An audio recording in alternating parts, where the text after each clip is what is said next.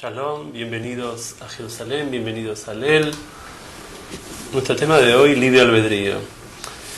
Debemos precisar exactamente qué es el libre albedrío. Para entender realmente cuando decimos tenemos libre albedrío, no tenemos libre albedrío, ¿qué significa ese poder de decidir? Para poder comprender eso tenemos que entender que cada una de las creaciones que hay en este mundo tiene una naturaleza. Y si no respeta esa naturaleza, no puede ser libre. Es decir, la libertad está en respetar la propia naturaleza, que nos fue creada por nosotros. Llegamos a un mundo que nos precede, ella tiene sus leyes. El hombre no decide las cosas que come. Come piedras, no puede comer piedras ni tierra, no puede alimentarse de esos elementos, sino que hay determinados elementos que fueron puestos en la creación que sí le sirven al hombre y ciertos elementos que no le sirven al hombre para alimentarse. El organismo no puede procesarlos. De la misma forma sucede con todo el ámbito de la creación emocional, mental, el placer. Hay orden, hay un orden en esta creación. Entonces para ello el hombre debe conocer su propia naturaleza, su estructura espiritual, su estructura psíquica, su estructura física, y de esa forma el hombre puede alcanzar realmente su libertad.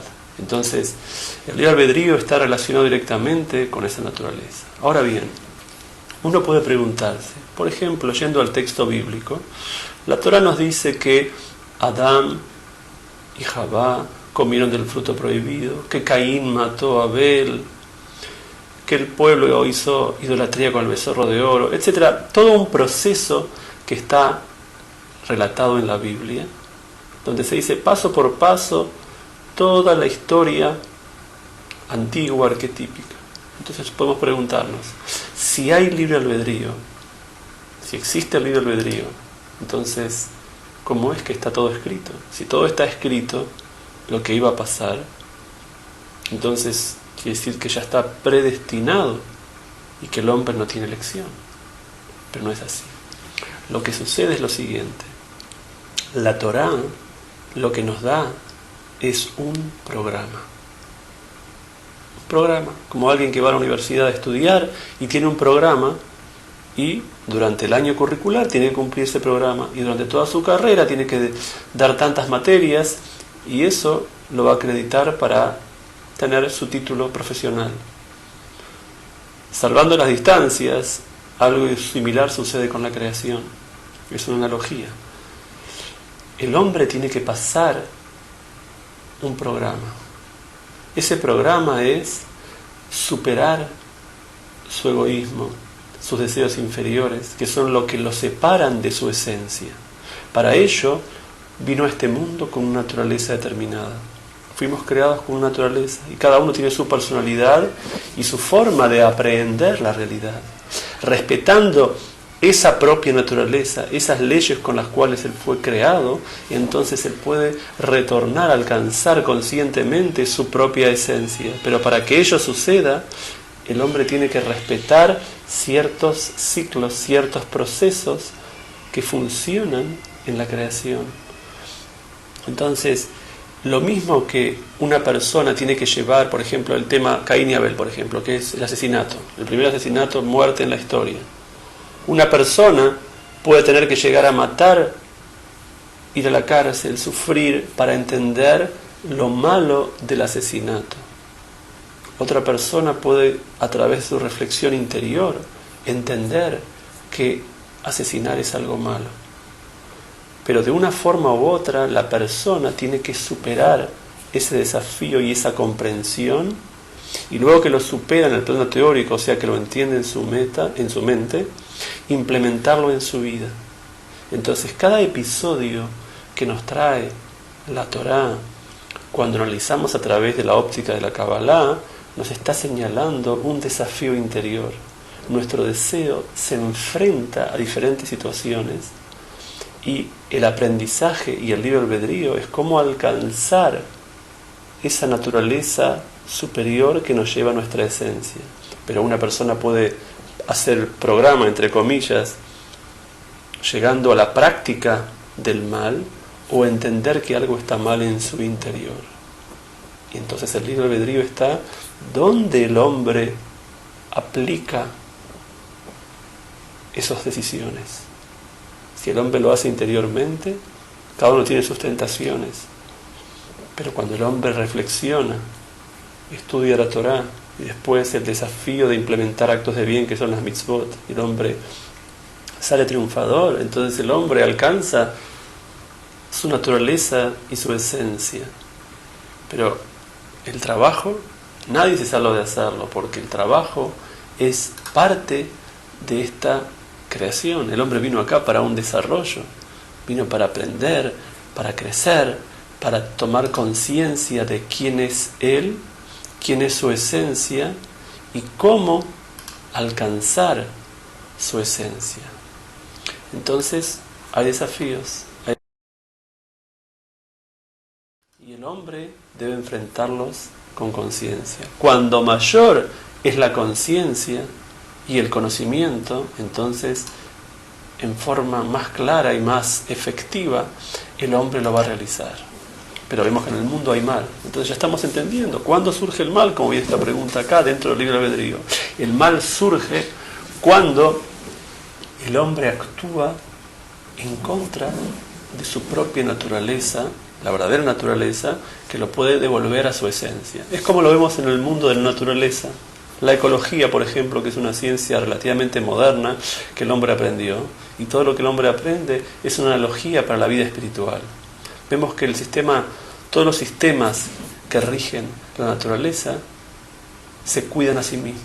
Cuando el hombre va en contra de esa naturaleza, la naturaleza se revela y hay polución, no hay aire puro, etcétera. Todas las cosas que ya sabemos, el agua y todos los cambios del tiempo.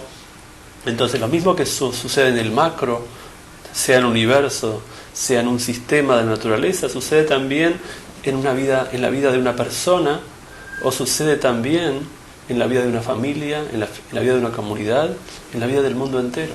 Entonces todas las fuerzas que están en pugnas son diferentes naturalezas con tendencias que interactúan y nos encontramos unos con otros. ¿Para qué? Para aprender en realidad de nosotros mismos. Cada cosa que sucede es una interfase con nuestra esencia, para ver cómo debemos alcanzar realmente nuestra esencia, que está más allá de las cosas que van sucediendo y cambiando. Entonces todo este mundo, toda esta realidad no es más que una interfase para que podamos alcanzar lo que es esencial. Y el mal surge cuando la aplicamos en la forma incorrecta. Cuando el hombre lo aplica en forma incorrecta, surge el mal. El mal, que es en última instancia, es el egoísmo. Cuando el hombre no se ve a él armonizado con el resto de los seres de la creación. Por eso todo el sistema espiritual judío y de la Kabbalah, las mitzvot, los preceptos, los desafíos en implementar actos de bien se dividen en dos categorías. Unos que tienen que ver la relación del hombre con el semejante, es decir, que el hombre tiene que aprender a armonizarse con el semejante. Y otro es el hombre con los estados superiores del ser, como se dice en hebreo, Ben Adam la Javero, Ben Adam la Makom. Con respecto a Kadosh Baruj Hu, el hombre va superándose, pero el desafío ¿dónde está? Está en la interacción con el prójimo. En la interacción con el prójimo uno ve dónde está realmente, y a medida que uno supera toda la debilidad de los estados inferiores, entonces uno alcanza estados superiores y su realidad se expande. Entonces el mal es justamente una propia defensa, es como el dolor. Cuando una persona tiene un dolor, le duele una muela, ese dolor en realidad lo está salvando, lo está ayudando, porque le está mostrando, le está señalando un lugar donde él debe tomar conciencia. Y cuando toma conciencia, corrige. Y cuando corrige, recobra nuevamente la salud. De la misma forma, cada cosa que nos sucede en la vida, que es un dolor, algo que no es como nosotros queremos o pensamos, nos está señalando un camino equivocado que tenemos que rever. Y el libre albedrío está en poder estar consciente, lúcido a todos esos mensajes. Pero para ello debemos estudiar, debemos sensibilizarnos de nuestra verdadera esencia, y de esa forma el hombre entonces puede ir superando lentamente todos los estados inferiores de ser y alcanzar lo esencial, alcanzar realmente lo que es su esencia en una sola vez. Eso es un trabajo que el hombre hace permanentemente, todo el tiempo. Ahora debemos tomar conciencia de algo como proyectamos en este slide ahora, y es que el mal no posee existencia propia, sino que es el resultado de nuestro comportamiento, como lo estamos explicando. Es decir, lo verdadero es el bien, la luz, lo completo. El mal no es sino la falta de eso completo, de esa luz. Por eso, el hombre no debe luchar y involucrarse con el mal, con la oscuridad, sino que debemos poner luz en nuestros actos. Y eso son las mitzvot. Poner luz significa hacer el bien y ver siempre la luz y lo verdadero, porque lo otro es una ilusión, lo verdadero es la luz. Entonces, si yo me identifico con la luz, con lo verdadero, entonces yo comienzo a recuperar lo que empiezo a recuperar mi verdadera identidad. Empiezo a recuperar la conciencia de quién soy. ¿Qué significa la conciencia de quién soy? Significa mi conciencia original. ¿Quién soy yo realmente? ¿Quién soy? ¿Soy mi cuerpo? ¿Soy mis emociones cambiantes, mis pensamientos? ¿O hay algo esencial que yo soy, que es eterno, indestructible y que yo debo recuperar y alcanzar? Entonces, todo el trabajo espiritual es cómo alcanzar esa conciencia. Los invito a que manden sus preguntas, y cada pregunta que ustedes manden, de acuerdo al tiempo que demora, la magnitud, podemos hacer hasta una clase sobre una pregunta o tomar diferentes preguntas y responderlas oralmente, porque a veces llegan muchas preguntas que nos envían y no todas las preguntas podemos responderlas. Entonces los invitamos a que manden preguntas a través del sistema de Arel TV, para que contestemos también en las clases, en estas clases. Vamos a tomar clases sobre preguntas para estar más cerca a las dudas y a las curiosidades que ustedes tienen. Entonces, como resumen de la clase de hoy, vemos que el libre albedrío surge a partir de la conciencia original. ¿Quién soy? Si yo no sé quién soy, si no conozco mi identidad, ¿cómo puedo ser libre? ¿Cómo puedo saber qué es lo que debo hacer? Dicho de otra forma, el conocimiento del objetivo de mi vida, el objetivo de la creación, por qué este mundo fue creado, qué es lo que yo estoy haciendo en este mundo y cómo debe ser mi relación con los seres. Es decir, el objetivo que se esconde tras toda esta aparente multiplicidad. Nos dicen los sabios de la Kabbalah que así como estudiamos en otras clases que hay diferentes niveles del alma, el nivel de la Neshama es la conciencia de la unidad. Cuando el hombre dice Shema Israel, Hashem Elokeinu, Hashem Echad, está tomando conciencia en realidad que todo es uno, que es uno la esencia. Ahora, para tomar conciencia de ese uno, de la esencia, ¿qué es lo que hacemos? Nos tapamos los ojos, es decir, que nos desconectamos de todo el mundo material sensorial como un fin en sí mismo, y interiormente tratamos de volver a reconectarnos, a conectarnos con lo esencial, con lo que trasciende todos los estados cambiantes, y eso se hace como a través de la reflexión, la meditación, pero es producto también del estudio. Si no estudiamos, ¿cómo podemos ampliar y direccionar nuestra mente hacia el lugar correcto? Eso es el estudio de la Torah y el desafío en de hacer actos de bien, mitzvot.